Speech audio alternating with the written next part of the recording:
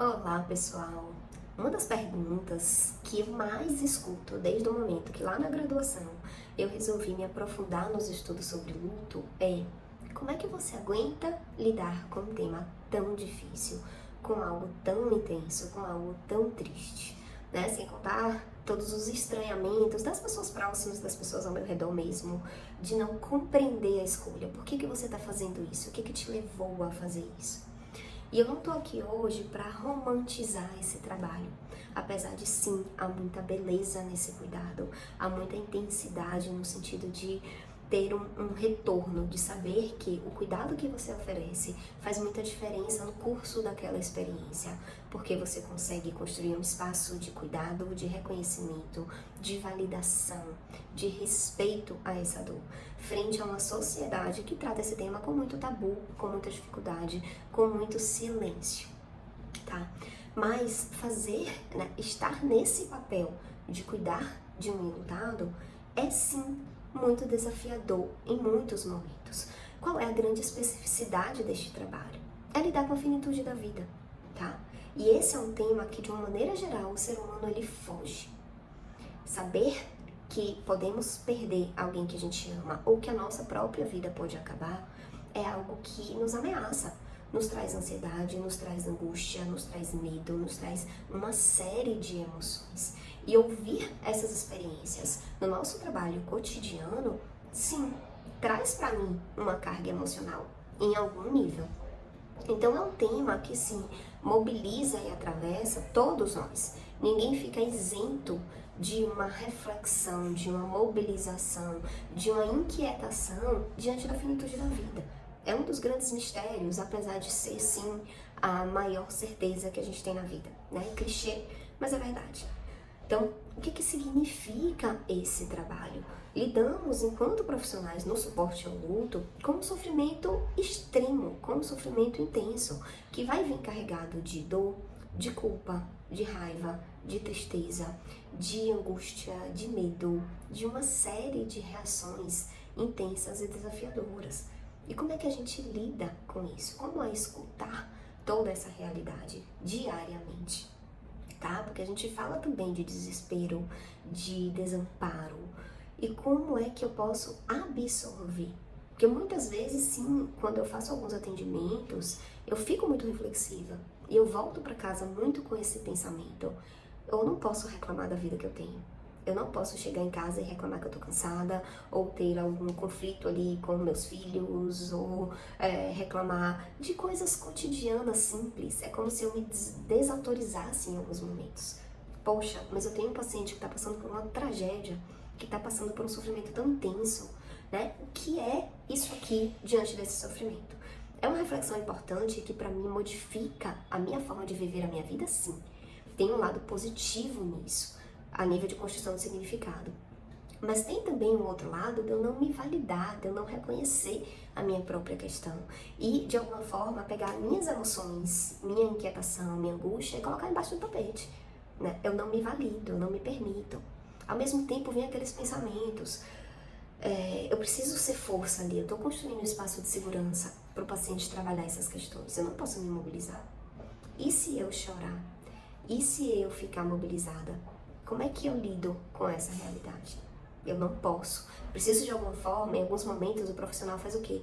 Ele veste uma capa de super-herói. Eu preciso dar conta daquilo ali. Eu preciso ser forte, eu preciso oferecer o suporte adequado, eu não posso causar danos. Mas nesse processo, a gente se anula muitas vezes e esquece que nós somos seres humanos, não somos robôs. Então, tudo aquilo que eu escuto nos meus atendimentos, nesse espaço, na clínica, no consultório, alguma coisa fica em mim.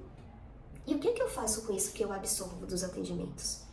Porque sim, tem uma questão do autocuidado, do autoconhecimento, que é base para esse suporte, tá? Eu não sou um robô, eu tenho as minhas crenças, eu tenho minhas histórias de perda, eu tenho minha visão de mundo, eu tenho a minha forma de lidar com as emoções. E quando eu entro para um atendimento, eu preciso pegar tudo isso e deixar numa caixinha ali no canto. Porque sim, eu não posso trazer para o paciente a minha verdade, a minha visão de mundo. O cuidado ao luto é sobre um enlutado. Eu preciso me conectar com a dor dele, não através do meu olhar, da minha perspectiva de vida, mas a partir da perspectiva dele, do outro. Então eu pego tudo que é meu e eu deixo guardadinho. Mas quando a sessão termina, eu vou pegar de volta o que é meu. E aí mistura as emoções, as reações, e isso vai precisar ser organizado dentro de mim de alguma forma. Alguns casos vão mobilizar mais, outros menos. Em alguns eu vou me identificar mais, outros menos. Mas sempre tem algo que fica diante de cada atendimento. Então, a gente fala muito desse tripé, do conhecimento, do domínio teórico, de saber conduzir esses casos tecnicamente. A gente fala de supervisão, poder ter um suporte, poder trocar, poder ter uma orientação de como conduzir essas situações. Inclusive, em supervisão, a maioria dos casos que vem são aqueles que a gente se emaranha um pouco, que as nossas emoções se misturam um pouco, e isso chega para a supervisão, para alguém externo poder separar isso de alguma forma e nos ajudar na condução, né? A gente fala do autoconhecimento, como é para mim estar nesse espaço.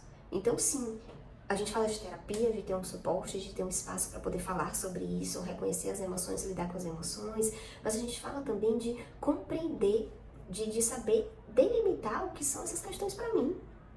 Porque como é que eu coloco num cantinho, antes de chegar para atender o paciente, coisas que eu nem sei que elas existem? Então eu preciso me conectar sim, antes de qualquer coisa, com a minha própria dor, com as minhas questões, para eu poder neste momento separar, isso aqui é meu, isso aqui é do outro. Eu vou deixar aqui quietinho para eu estar presente nessa escuta para o outro, tá? Quando eu terminar aqui eu pego de volta, boto minha bagagem aqui e vamos nessa, vamos seguir. E aí é uma grande questão, assim, quem cuida de quem cuida, porque a gente precisa ter muita clareza que esse autocuidado é uma exigência ética. Não é só, eu preciso me cuidar, eu preciso fazer minha terapia. Não, eu preciso mergulhar nesse processo de entender o que é meu, de saber o que pra mim ali pode impulsionar alguma reação. Então, assim, saber o que é uma dor pra mim. Olha, aqui tá futucando a minha ferida, mas isso é meu, isso não é do outro. Isso é uma questão também de uma conduta ética para eu poder oferecer esse cuidado adequado, para eu poder estar presente na dor do outro, sem trazer a minha junto. Mas aí eu preciso construir um espaço de autocuidado. E o que é autocuidado? Sim, envolve eu saber o que é minha dor, saber como eu reajo à minha dor, quais são as minhas reações, quais são os meus pensamentos, qual é o significado disso. Então eu preciso construir um espaço para lidar com isso. É psicoterapia? Também, tá? É também. Mas é pensar o que pra mim funciona. Então, eu tenho falado bastante sobre isso, porque tem sido muito recorrente. E sim, muitas vezes o trabalho com luto pode sim pesar. Tem dias que são intensos a nível de carga emocional. O que eu faço com esses dias? Então, por exemplo, para mim, eu organizo a minha agenda de uma maneira que eu possa ter pausas. Então, eu termino esse atendimento, é um atendimento que me consome. Eu preciso ter um espaço de respirar, sabe? De poder acomodar essas emoções e organizá-las dentro de mim. Seja, para mim é o que faz sentido, eu não tô dizendo que é para fazer isso é um processo muito subjetivo, tá? Mas para mim, por exemplo, escrever é muito significativo. Então, anotações não só do atendimento para o prontuário do atendimento ou do paciente, mas anotações do que reverberou em mim, o que é aquele sentimento, né? Por que eu fiquei inquieta, por que aquele dia eu saí mais mobilizada daquele atendimento. A escrita para mim é significativa. Muitas vezes eu paro, eu escuto uma música, eu tento relaxar, eu tento me desconectar um pouquinho, tá? Às vezes eu quero mesmo fugir. Às vezes eu pego e eu escrevo porque eu vou aprofundar neste processo. Eu faço pausas, eu tento organizar minha agenda com aqueles pacientes que eu sei que me demandam mais emocionalmente, com aqueles que me demandam menos, para não ficar um dia especificamente muito intenso. Eu crio estratégias de estar com quem eu amo, de fazer pausas durante a semana. Eu não atendo um dia inteiro, eu tenho um limite de pacientes no dia. Tudo isso são práticas de autocuidado para tornar esse trabalho possível. Então muitas pessoas veem, poxa, mas você fala de uma maneira tão leve sobre esse tema. Sim, porque eu construo esse espaço de leveza. Mas não quer dizer que não tenha momentos desafiadores e mais difíceis e dias mais intensos, tá? Mas a gente precisa fazer essa conexão com nós mesmos para a gente poder se conectar com a nossa própria dor e a partir daí estabelecer o que é autocuidado para mim, o que eu preciso fazer para estar presente, conectada e oferecer o suporte adequado a alguém que está vivenciando o luto.